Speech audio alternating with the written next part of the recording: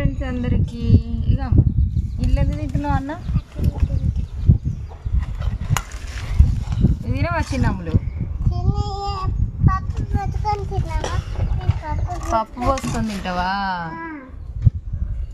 ఇగో ఈరోజు అయితే చేపలు కొన్ని ఉన్నాయన్నమాట. నాకు ఒక్క ముక్క. మరి మీరు అందరూ అన్నం తిన్నారా లేదా కామెంట్ చేయండి. అయితే ఈ చారు చింతపండు లేకుండా చేసిన అనమాట. అందుకే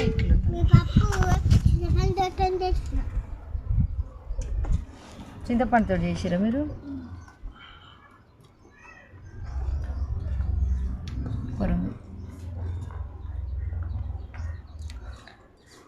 ఎట్లుంది పిన్ని? మాటలు రావట్లేదు. ఎట్లుంది అమ్ములు? సూపర్ ఉందా?